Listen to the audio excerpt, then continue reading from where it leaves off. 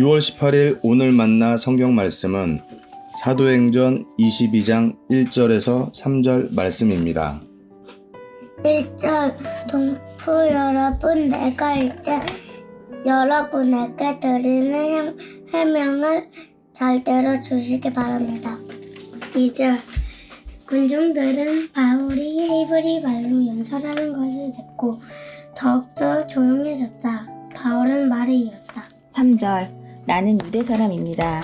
나는 길리기아의 다소에서 태어나서 이 도시 예루살렘에서 자랐고 가말리엘 선생의 문화에서 우리 조상의 율법의 엄격한 방식을 따라 교육을 받았습니다. 그래서 나는 오늘날 여러분 모두가 그러하신 것과 같이 하나님께 열정적인 사람이었습니다. 아멘. 오늘 만나로 만나주시는 하나님을 기대합니다. 오늘 본문에서 바울은 예루살렘의 유대인들을 향해 변론을 시작하고 있습니다. 본문의 상황이 표면적으로는 차분하게 보이지만 실상은 매우 급박한 상황이었습니다. 예루살렘의 유대인들은 자신들의 율법과 교리를 왜곡하는 바울에 대해서 증오심과 적개심이 절정에 달해 있었습니다.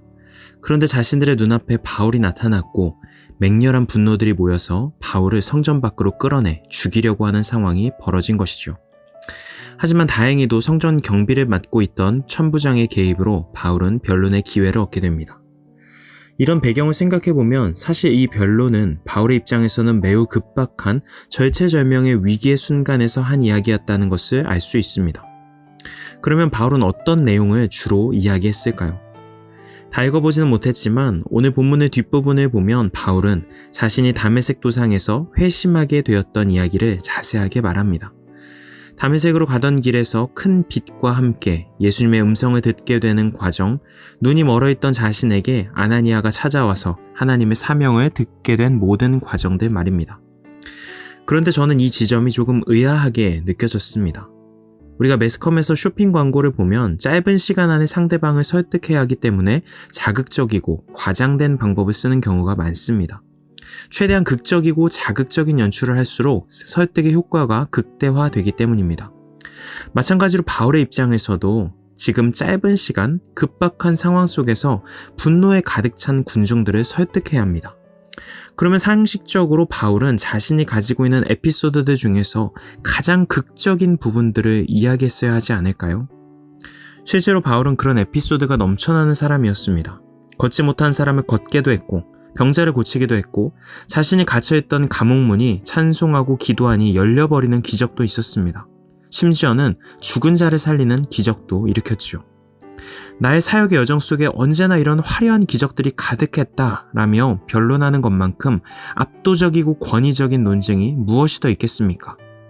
그런데도 바울은 그 수많은 화려한 에피소드들을 미루어두고 자신이 변화되었던 사건을 소개합니다. 심지어 바울이 이 이야기를 하는 것은 오늘 본문에서만이 아닙니다. 오늘 본문 22장뿐만 아니라 사도행전 26장에 가면 아그리빠 왕 앞에서 자신을 변호해야 하는 더 중요한 상황이 찾아오게 되는데요. 그때도 바울은 거의 유사하게 다메섹 도상의 회심한 사건을 또다시 반복해서 이야기합니다. 그러니까 정리해보면 바울은 복음을 전할 수 있는 가장 중요한 순간, 가장 급박한 순간에 반복해서 같은 에피소드인 자신의 회심 사건을 이야기했다는 것입니다. 이 대목에서 우리가 의미 있게 생각해 볼 수 있는 주제가 있습니다. 바울이 복음을 전하려고 할 때, 또한 자신의 신앙을 간증하려고 할 때 가장 중요하다고 생각했던 이야기가 무엇이었는가 하는 것입니다. 바울이 가장 중요하다고 생각했던 이야기는 바로 자신의 존재가 변화된 이야기였습니다. 바울에게 있어서 죽은 사람을 살리고 옥문이 열리는 것보다도 더 위대한 기적은 바로 죄인 중에 괴수였던 자기 자신이 변화된 이야기였던 것입니다. 제가 신앙생활을 하면서 이런 고민이 들 때가 있었습니다. 왜 하나님이 나에게는 저 사람처럼 기적을 주시지 않는가? 저 사람은 저렇게 자신의 병이 나았다고, 그래서 하나님이 함께 하셨다고 간증하는데 왜 나에게는 이런 일이 일어나지 않는가? 저 사람은 저렇게 문제도 해결되고 바라던 목표도 이루어지는 이야기들을 저렇게 멋지게 간증하는데 왜 나에게는 저런 일들이 나타나지 않는가? 이런 고민과 원망들 말입니다. 우리가 자주 하는 착각은 어떤 외부의 극적인 변화만이 더 가치 있고 강력한 하나님의 기적이라고 생각하는 것입니다. 그래서 이 상황이 해결되거나 극적으로 전환되지 않으면 실망하고 내가 생각하는 저 사람이 변화되지 않으면 하나님이 나에게는 아무런 응답을 주시지 않는다고 실망하기도 합니다. 그러나 오늘 바울의 간증이 우리에게 알려주는 중요한 교훈은 가장 큰 능력, 그리고 무엇보다 가장 위대한 기적은 외부의 변화가 아닌 나의 변화라는 것입니다.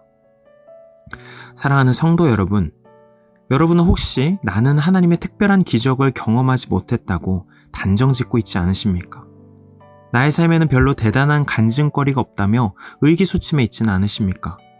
그러나 우리 모두는 우리가 간구하고 있지만 가장 큰 기적을, 가장 눈부신 이야기들을 이미 가지고 있는 자들입니다.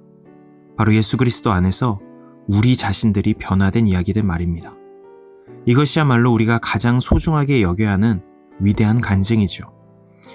예수님으로 인해서 내가 무엇을 얻었다는 것이 아니라 나 자신의 존재와 삶이 가랑비에 옷 젖듯 서서히 변화되고 이전보다 더 풍성하고 자유한 삶을 누리게 되었다는 것이야말로 가장 커다란 복이고 기적입니다.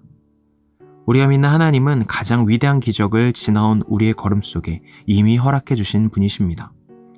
그리고 앞으로도 우리들이 쌓아갈 시간들 속에 가슴 저리게 소중하고 따뜻한 이야기들을 아로새겨 주실 것입니다.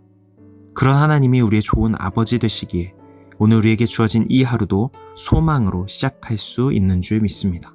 기도하시겠습니다. 이미 우리에게 가장 위대하고 소중한 기적을 허락해 주신 주님, 그 은혜 주심에 감사하며 다가올 걸음도 소망 중에 살아낼 수 있도록 우리 모두를 인도하여 주시옵소서. 예수님의 이름으로 기도합니다. 아멘. 이제 두 가지 기도 제목으로 함께 기도합니다. 첫째, 오늘의 말씀에 따라 기도하겠습니다. 나를 변화시켜 주신 하나님의 은혜를 기억하며 다가올 시간과 걸음을 소망 중에 걸어갈 수 있도록 인도하옵소서. 둘째로, 나라와 민족을 위해 기도합시다. 수많은 가치와 이념으로 갈기갈기 찢어지고 분열된 이 나라를 다시금 평화의 길로 인도하옵소서. 이 제목으로 기도하신 후에 개인 기도로 나아가시겠습니다.